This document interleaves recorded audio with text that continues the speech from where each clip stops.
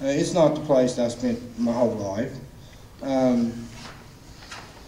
But, you know, I'm not going to sit there and poison myself by breathing dust that's been run through a prep plant, washed in all these chemicals. And that's what we were breathing. It wasn't the dust that you see laying on your tables that was hurting you. It was the dust that you couldn't see that was going in your lungs that was poisoning. But what really got me fired up is that there's a community about 15 miles from my hometown. And I had a lot of friends. I had family there. And it was a town called Printer, West Virginia. And y'all might have heard a little talk about Printer and what's going on there. And what's happened back in the 70s, the DEP has allowed the coal industry to do slurry injections. And slurry is when they wash coal at a prep plant. You know, they add all these chemicals to them to separate the rock and the clays and the heavy metals and all the debris from the coal, and the coal floats to the top. They drag the coal off, but then they got to do something with the waste. So what they do is they pump them, they make valley fills, dams across from one ridge to another, man-made dams. And they call them impoundments, slurry impoundments. And we have 3 in our community right now within 15-minute drive. One of them holds 2.8 billion, and it sits directly behind an elementary school. We have, you're going down the road 5 minutes down the road, there's another one. It's the largest one in the Western Hemisphere. It has 9 billion gallons of slurry, and they're blasting within 200 feet of the dam. And then you go on down Sylvester, and they have another one that holds 2 billion gallons. So, you know, and y'all remember Buffalo Creek, what happened in Buffalo Creek in 1972. That was 300 million that killed 125 people and left 4,000 people homeless.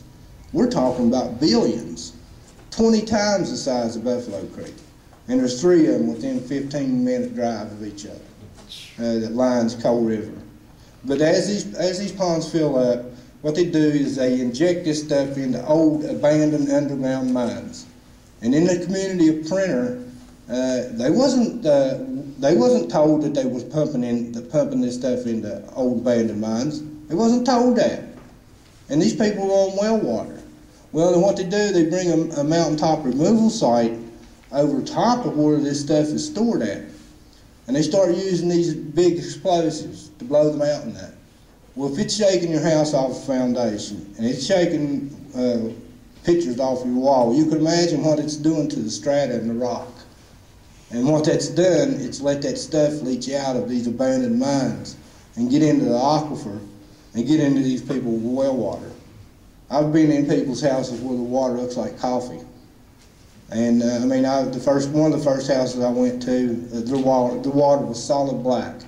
You can't stand it from the smell of hydrogen sulfide. The gas is coming up from the water. They had triplets, 2-year-old triplets, living in this house, and they're being exposed to this. Now in this area, you know, they said they started having water problems. We started having community meetings in a church. We got everybody, you know, and started having community meetings. We wanted to, you know, because they wasn't used to getting out and talking with each other. That time, you know, everybody got together. They was complaining about the water.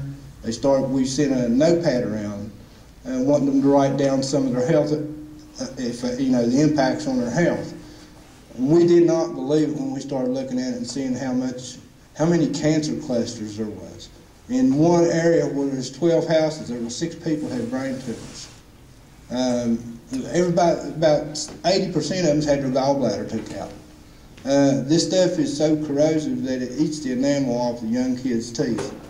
There was an article on New York Times, on the front page of the New York Times, that showed these kids up in Printer with their mouth, you know, just young kids full of crowns and molds and stuff like that. So, and it's just so corrosive, it just eats their teeth up. But these people were never told about it. And, you know, I had a good friend, John Donahue.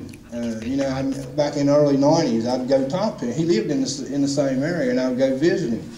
And he had a brain tumor. At that time, I didn't think anything about it. And he ended up dying when he was about 30 years old. And then, you know, it didn't hit me at the time because we didn't know the problems. But Jennifer Massey lived in the same community. Her brother died of a brain tumor at 29. And just maybe 6 months ago, WCHS Channel 8 News had a series that lasted for 3 days on there about the people in the water and the printer. And they interviewed this boy named Josh McCormick, 22 years old.